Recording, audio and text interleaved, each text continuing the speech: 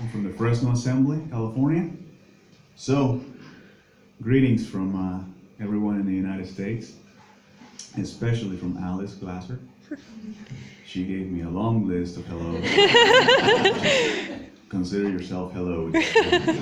My testimony goes back to 1989. At the time, I was serving in the American military, and I had reached a point in my life where life no longer had any appeal to me.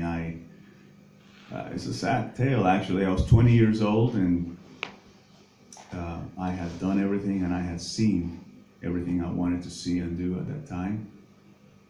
So I'm sitting in a bar, holding a beer. I think I held that beer for at least 2 hours, looking at two of my friends on the dance floor, dancing with each other. They were drunk. I wasn't, so I could see this is foolishness, and there's got to be more to life than this. And as we all know, there is. Praise the Lord. Shortly after that, I started asking questions. I knew someone who was different. He didn't have to be drunk, or he didn't have to be doing bad things to other people to feel good about himself, but he was always happy. So I asked him, what's your secret? And he said he was a Christian. And I said, well, some of the guys that I go and do things with say they're Christians too, and yet they're the same as me, and I know I wasn't a Christian. So he invited me to a Bible study, and I went and I asked him a lot of questions. Some of those questions I asked him were the same questions I had asked a priest about 3 years before when my dad passed away. The priest had no answer, so I walked away and did my own thing. But I asked this kid the same questions, and every time he opened a Bible and he showed me a passage or a chapter or a verse, and I read that, and there was my answer.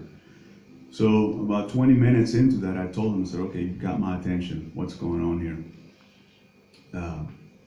I was baptized the next evening by full immersion.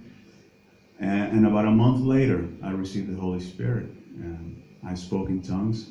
I was expecting that because in that intervening month, I had been doing some reading, and I knew that was going to happen once I received the Spirit. At that point, I realized everything was true. It wasn't people making things up. It wasn't people just playing church or anything like that. When it happened to me, I knew then that it was real. So life was great, idyllic, really. Those 6 months after I came to the Lord and after I received the Spirit, it was fantastic. The Lord was just strengthening me. It was a meal before the fast. 6 months after that, our unit got deployed to Saudi Arabia. That was during the first Gulf War. You might know it as a Desert Storm. And to the natural eye, it's a terrible situation.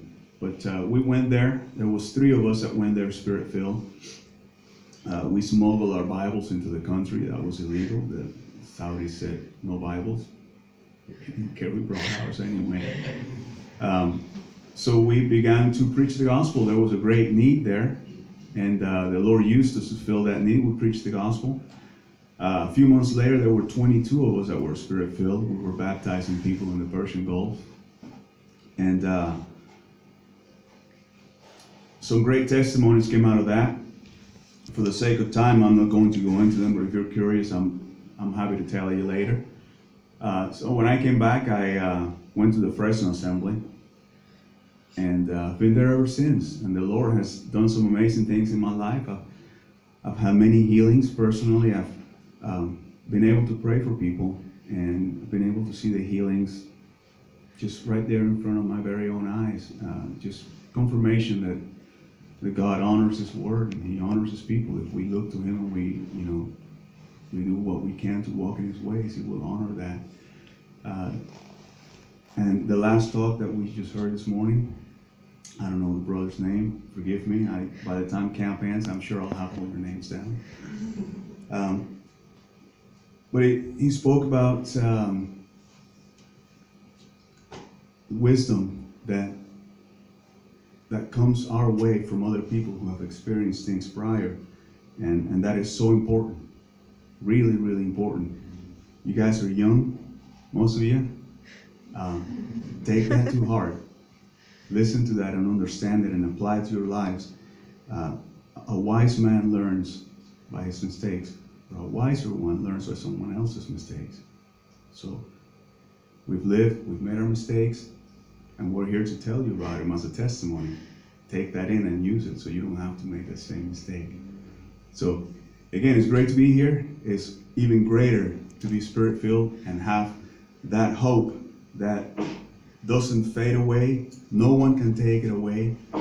It's the same. It's just as shiny and brand new as it was in 1990 when I received the Holy Spirit. I knew then Jesus was coming back. I still know Jesus is coming back no matter what life is throwing at us. So praise the Lord and rejoice. Amen.